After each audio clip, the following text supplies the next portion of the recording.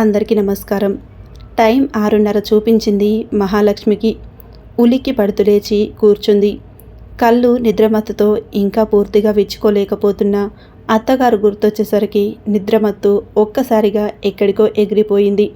అయ్య బాబోయ్, ఆవిడ గారు ఏం దండకం చదువుతుందోననుకుంటూ లేచి గది నుండి బయటకు వచ్చింది. వంటింట్లో నుండి అత్తగారి స్తోత్ర పారాయణాలు వినిపిస్తూనే ఉన్నాయి. అవి దేవుడికి అనుకుంటే పొరపాటే. ఏం నిద్రలో తల్లి, మాయదారి నిద్రలు. బారెడు పొద్దెక్కేదాకా గది తలుపులు బిగించుకొని పడుకోవడం మా ఇంటా వంట లేదు. మేము చేశాం సంసారాలు. ఇలానా? హవ్వ పేరు మాత్రం మహాలక్ష్మి. అన్ని దరిద్రపు పనులే. మా కాలంలో ఇలాగే ఉన్నామా? అత్తగారంటే హడలి చచ్చేవాళ్ళం. ఏ జామురాత్రికో లేచి ఇల్లు వాకిలి ఊడ్చి అలికి కల్లాపు జల్లి ముగ్గులు పెట్టాకే తెల్లవారేది. ఇదిగో చూస్తున్నాను కదా, పొద్దెక్కే వరకు గది తలుపులు బిడాయించి పడుకోవడం సంసారాల కొంపేనా ఇది? ఇలా సాగిపోతూనే ఉంది శేషమాంబ వాక్ప్రవాహం. తను రోజు అత్తగారు లేవకుండానే తెల్లవారుజామున 4 గంటలకే నిద్రలేచి ఇంటి పనులు చేసుకుంటుంది. అసలు తను ఆలస్యంగా నిద్రలేవడానికి నిన్న రాత్రి ఈవిడే కదా కారణం. రాత్రి రామాలయంలో ఏదో పురాణ కాలక్షేపం ఉందని వెళ్ళి 11 గంటలకు తిరిగి వచ్చింది.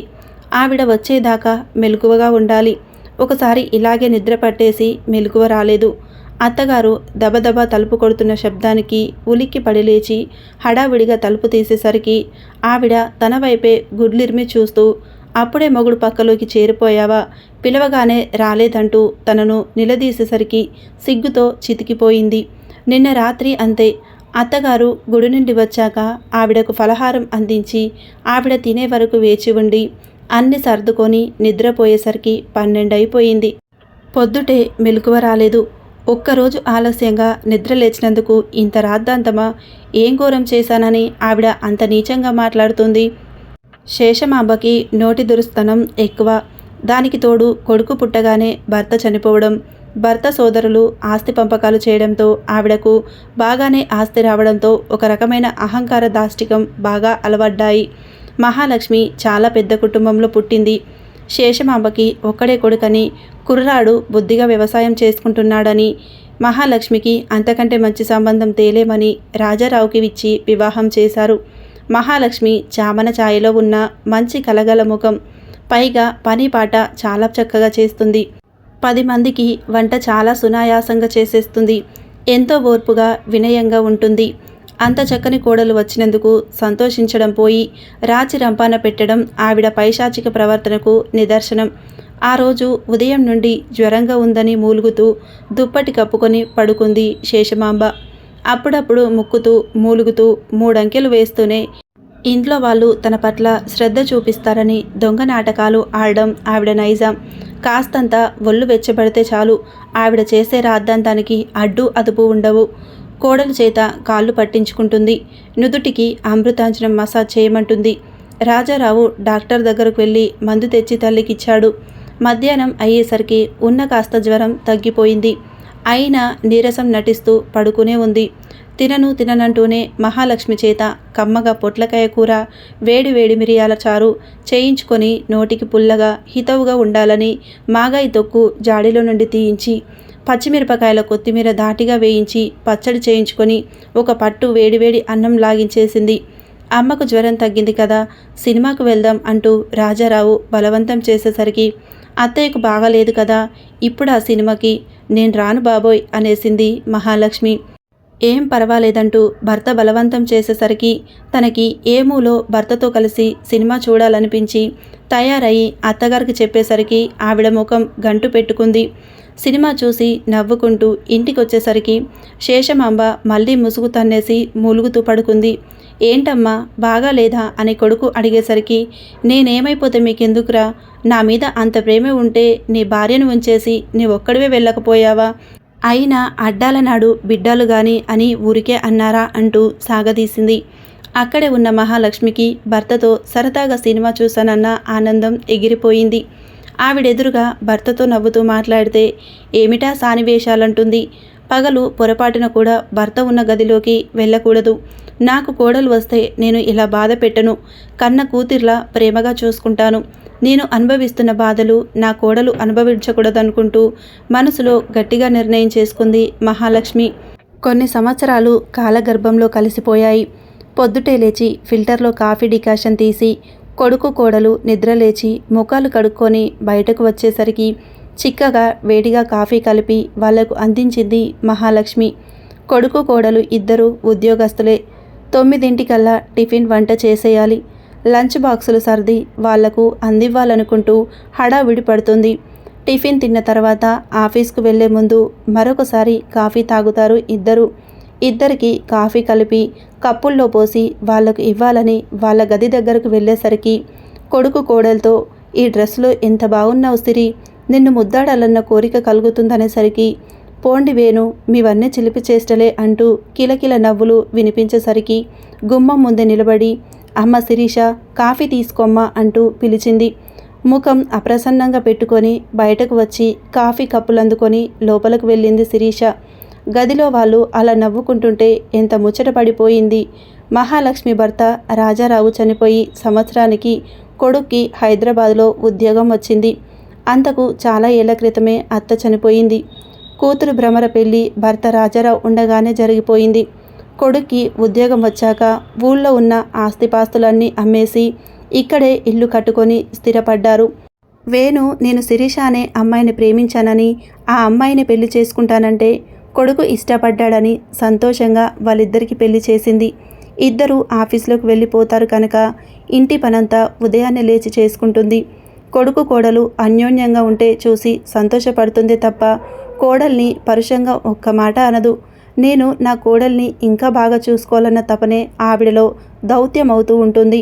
తనని కోడలు మెచ్చుకోవాలని ఆరాటపడదు. కానీ తను శిరీషకు ఎంత దగ్గర అవ్వాలని ప్రయత్నించినా శిరీష అంటిముట్టనట్టు తనతో ప్రవర్తించడం, చనువుగా అభిమానంగా మాట్లాడితే అప్రసన్నంగా ముఖం పెట్టుకోవడం, తను ప్రేమగా ఏదైనా సలహా ఇచ్చినా దానికి బదులివ్వకపోవడం లాంటి చిన్న చిన్న విషయాలు మహాలక్ష్మి మనసుకు అప్పుడప్పుడు ములుకుల్లాగా గుచ్చుకుంటూ బాధ పెడతాయి. ఆ రోజు ఆదివారం, శిరీష పుట్టినరోజు. మహాలక్ష్మి 4 రోజుల ముందే షాపుకెళ్ళి మంచి జార్జెట్ చీర కొని శిరీష అది జాకెట్టు ఒకటి తీసి టైలర్ చేత జాకెట్టు ఫాల్ కుట్టించి శిరీష స్నానం అది పూర్తి చేసుకున్నాక ఆ చీర కోడలి చేతికి అందిస్తూ, ఈ చీర బాగుందా తల్లి, నీ పుట్టినరోజని కొన్నాను, కట్టుకోమంటూ ఇచ్చింది. శిరీష ముఖం అప్రసన్నంగా చేసుకుంటూ, నేను వేరే చీర కొనుక్కున్నానండి. సాయంత్రం నా స్నేహితులకు పార్టీ ఇస్తున్నప్పుడు ఇటువంటి చీరలు కట్టుకుంటే బాగుండవు.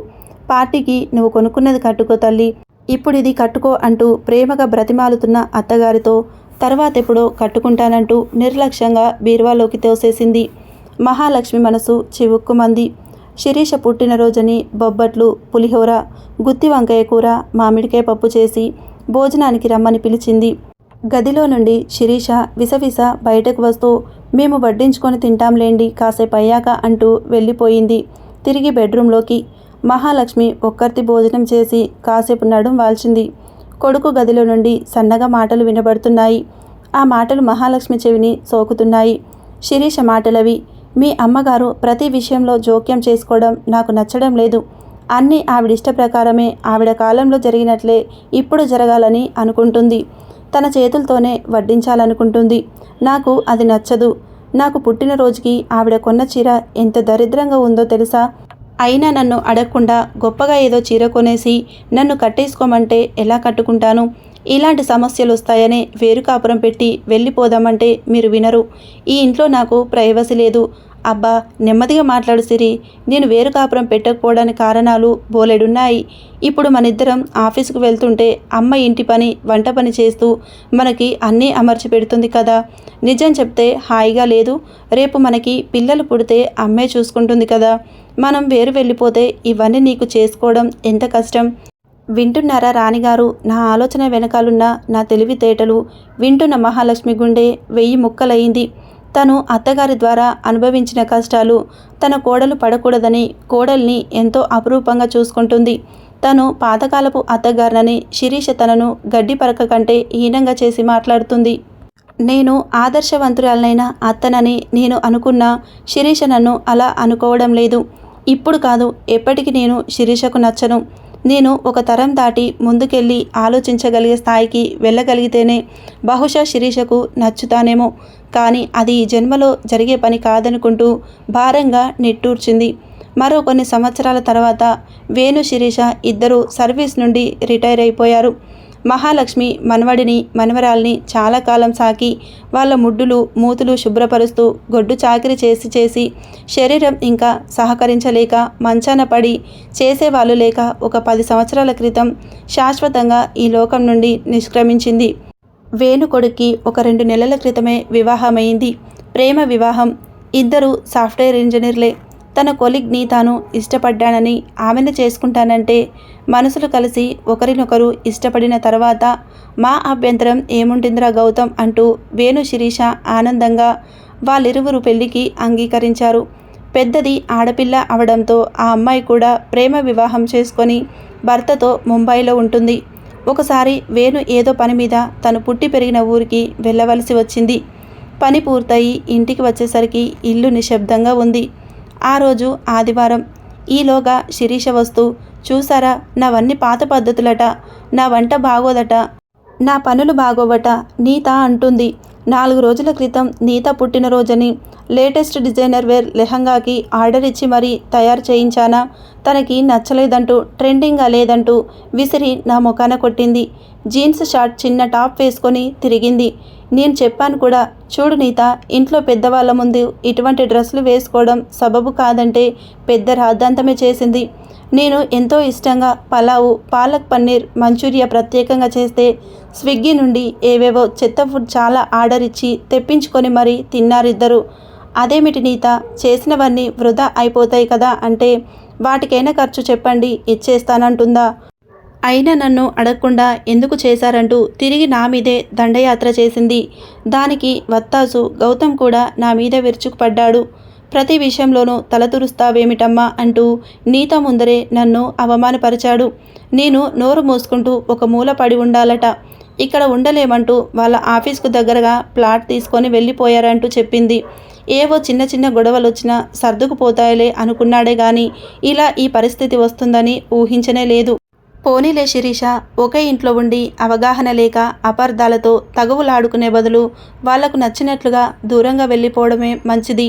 ఎక్కడున్నా వాళ్ళు సంతోషంగా ఉంటే చాలనుకుందాం అంటూ భార్యకు నచ్చజెప్పాడు.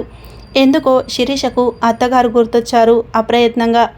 అత్తగారు తనని ఎంతో ప్రేమగా చూసుకున్నారు. కానీ తాను ఆవిడకు విసమెత్తు గౌరవం కూడా ఇవ్వకుండా హీనంగా చూసింది. పిల్లలకు తమకు జీవితమంతా వెట్టి చాకిరి చేసి అరిగిపోయింది. ఎంతో ప్రేమగా పుట్టినరోజుని కొత్త చీర కొని తన చేతిలో పెడితే తను కట్టుకోకుండా పని మనిషికి ఇచ్చేసింది. ఇలా ఒకటా రెండా, ఆఖరి రోజుల్లో కూడా ఆవిడను నిరసిస్తూనే ఉంది. ఇప్పుడు నీత ప్రవర్తన ఒకనాటి తన ప్రవర్తనను గుర్తు చేస్తుంటే తప్పు చేశానన్న బాధ తన మనసును దొలిచివేస్తుంది. ఇంకా చెప్పాలంటే నీత ప్రవర్తన ముందు అప్పటి తన ప్రవర్తనే అత్తగారి పట్ల చాలా అమానుషంగా ఉంది. భగవంతుడు మనం పెద్దవారి పట్ల దయగా ఉంటేనే మనకి సుఖ సంతోషాలు ఇస్తాడన్నది అక్షరాల నిజం. అత్తగారు గుర్తొచ్చేసరికి శిరీష కళ్ళు అశ్రుపూరితులైనాయి. క్షమించండి అత్తయ్య అని మనసులో పదే పదే అనుకుంది. ఒకరోజు అనుకోకుండా ఒక రెస్టారెంట్లో గౌతమ్ ఫ్రెండ్ ఆనంద్ వేణును చూస్తూ, హాయ్ అంకుల్, ఎలా ఉన్నారంటూ అడుగుతూ, మీకు గౌతమ్ విషయం తెలిసే ఉంటుందనేసరికి వేణు ఆశ్చర్యపోతూ, ఏ విషయం ఆనంద్ అంటూ ఆత్రంగా అడిగాడు. ఈ మధ్య మీ గౌతమ్ నీత మధ్య ఏదో పిల్లల్ని కనే విషయంలో అభిప్రాయ భేదాలు వచ్చాయట. అది పెద్ద గొడవగా పరిణమిస్తే నీవు లేకపోయినా బ్రతకగలనంటూ నీత విడిగా వెళ్ళిపోయి ఉంటుందట. మనవాడు చాలా డీలా పడిపోయాడు. మీరు నీతాని కన్విన్స్ చేసి ఇద్దరు కలిసేలా చేయండి అంకుల్ అనేసరికి వేణు స్టన్ అయ్యాడు. ఒకే ఊరిలో ఉంటున్నా తనకి విషయాలేమీ తెలియవు. విడిగా వెళ్ళిపోయినంత మాత్రాన తల్లిదండ్రులతో ఇక బంధం తెగిపోయినట్లేనా? గౌతమ్ వచ్చి నాన్న ఇలా జరిగిందంటూ తనకు చెప్పకపోవడమేమిటి? ఎంతో బాధపడుతూ మర్నాడు గౌతమ్ను కలిసేందుకు ఆఫీస్కు వెళ్తే ఏదో ఊరు వెళ్ళాలంటూ లీవ్ పెట్టాడని రిసెప్షనిస్ట్ చెప్తే దుఃఖం ఆగలేదు. ఏదో సమస్య వచ్చిందని లీవ్ పెట్టి ఎక్కడికో వెళ్ళడం ఏమిటి? మేము చచ్చిపోయామనుకున్నాడా అంటూ బాధపడ్డాడు. నీతాను పిలిపించమని రిక్వెస్ట్ చేశాడు. 5 నిమిషాలకు వచ్చింది. ఏమిటమ్మా ఇది? నేను విన్నది నిజమేనా? నా మాట పూర్తి కాకుండానే అదేమిటో మీ అబ్బాయిని అడగండంటూ రిసెప్షనిస్ట్ వైపు చూస్తూ, ప్రతి అడ్డమైన వాళ్ళు వచ్చి పిలవమంటే పిలవడమేనా? పేరు కనుక్కోవద్దా? టైం వేస్ట్ అంటూ రుసరుసలాడుతూ అక్కడి నుండి వెళ్ళిపోయింది. అడ్డమైన వాళ్ళ గుండెలను పిండేసిందా మాట. కావలసిన వాళ్ళు వస్తే టైం వేస్టా? తెగిపోయిన బంధాలకు ప్రతీకలా ఆ మాటలు. మానవ జీవన సంబంధాలు అంతర్యం ఇదేనా? తరాలు మారుతున్నాయి, తరతరాలలో అంతర్యం చోటు చేసుకుంటుంది. ఎందుకో తన తల్లి గుర్తొచ్చింది వేణుకి. గౌతమ్ నీత ప్రవర్తనలకు తానింతగా కదిలిపోతున్నాడే. మరి అమ్మ ఒక చిన్న పరుషమైన మాట కూడా మాట్లాడకుండా ఎంతో ఓపికగా చివరి వరకు తన జీవితాన్ని తమ కోసం ధారపోసింది. పని మనిషిలా ఇంట్లో బండ చాకిరీ చేయించుకున్నారు. ఏనాడు అమ్మ ఎలా ఉన్నావంటూ తను అడగనే లేదు. ఎంత స్వార్థపరుడు! శిరీష అమ్మ మీద చాడీలు చెబుతుంటే కోప్పడడం పోయి తాను వాటిని ప్రోత్సహిస్తూ శిరీషను వెనుకేసుకు వస్తూ అమ్మను ఈసడించాడు. అమ్మను చివరి కాలంలోనైనా తాను సుఖపెట్టలేదు. అనారోగ్యంతో మంచాన పడితే విసుక్కునేవారిద్దరూ చెయ్యలేకపోతున్నామంటూ ఆఖరి రోజుల్లో అమ్మ మంచంలో లేవలేని స్థితిలో పడుండినప్పుడు తనతో ఏదో చెప్పాలని ఆ గాజు కళ్ళలోని ఆరాటం అర్థమైన కూడా తాను నిర్లక్ష్యం చేశాడు. మన పెద్దవారి పట్ల మనం ప్రవర్తించిన తీరుని మన పిల్లలు కూడా చూసి నేర్చుకుంటారు. తన తల్లి పట్ల తాను ప్రవర్తించిన నిర్లక్ష్యానికి శిక్ష భగవంతుడు ఈ జన్మలోనే తమకు విధిస్తున్నాడు. ఇప్పుడు గౌతమ్ నీత ప్రవర్తనకు తాము తల్లడిల్లిపోతున్నట్లే అమ్మ కూడా ఎంత బాధపడి ఉంటుందో కదా. తల్లిని తలుచుకోగానే కళ్ళు చెమర్చాయి. అమ్మ, నిన్ను కష్టపెట్టినందుకు భగవంతుడు నాకు తగిన శిక్ష విధించాడు. నన్ను క్షమించవు అంటూ విలపించాడు మౌనంగా. చూశారు కదండి. ఈ కథ మీకు నచ్చితే ఒక్క లైక్ చేయండి.